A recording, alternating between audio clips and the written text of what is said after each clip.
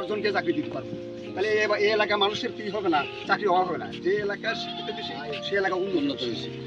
এই জন্য আমাদেরকে এইভাবে খেলাধুলা করতে হবে, আর এইভাবে সমাজ গঠন করতে হবে। সমাজ গঠন করতে হবে, এখানে যারা ময়মুরবি থাকে তাদেরকে সম্মান করতে হবে, ছোটদেরকে স্নেহ করতে হবে।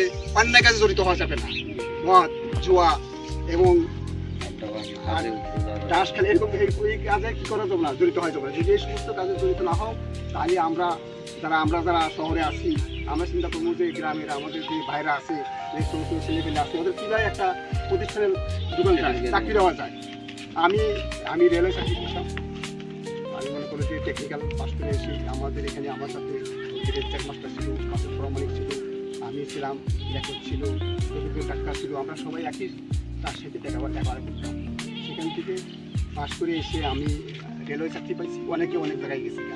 আল্লাহ মোটামুটি আমি যে চাকরি করেও আমি আরও কয়েকটা চাকরি দিতে পারছি।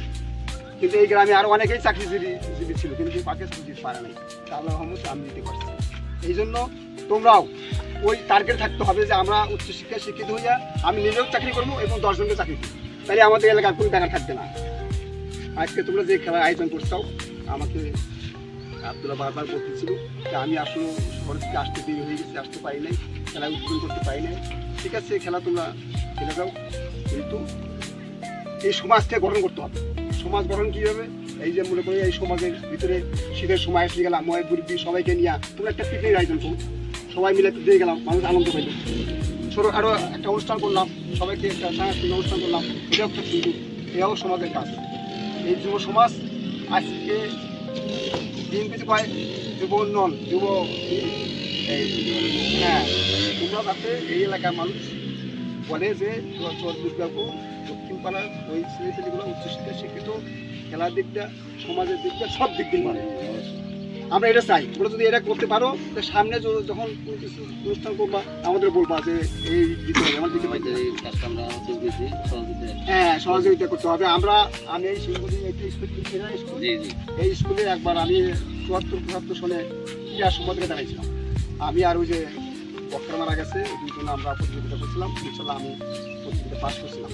আমি তখন থেকে কিন্তু ওই খেলাধুলার প্রতি একটু আন্তরিকতা, খেলা বিভিন্ন জায়গায় খেলা ধরতাম। আমি একজন ক্রীড়া সম্পাদক স্কুলের, তাহলে আমাকে খেলা ধরতেই হবে। এই জন্য তোমাদেরকে এটাই মনে করতে হবে, কেউ ছোটো মনে করতে হবে না। যে আমি ছোটো, আমি কি না, সবাই মনে করতে হবে আমি আন্তর্জাতিক ক্রিকেটার, এইটা মনে করে খেলতে হবে। যাই আপনারা তো আমাকে ডাকছি, আমি আসছি, অনেক কথাই বললাম। এখন থেকে তোমরা এই সমাজ কীভাবে উন্নয়ন হয়, সমাজ কীভাবে সামনের দিকে যায়, কীভাবে এই এলাকার মানুষ শিক্ষিত হয়, এবং একজন শিক্ষিত হইয়া যদি একটা ছেলে যদি বিশেষ কারণ হইতে পারো, কিন্তু ব্যাপার না, 3টা ডিগ্রি পাস করলে এটা বিশেষ কারণ হওয়া যায়। একজন বিশেষ কারণ হইতে পারলেই মনে করো যে এই গ্রামের 10 জন চাকরি দিতে পারবে।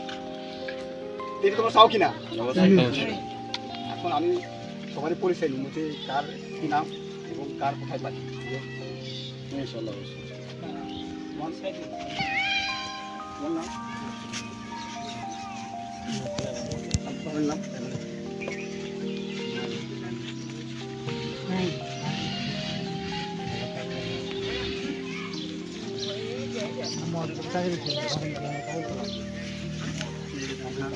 নাম আবুল কালাম।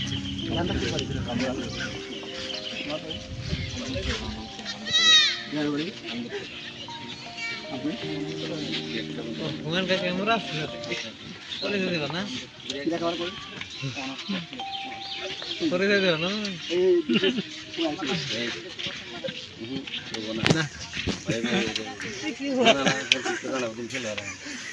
দুর্নীতি করো না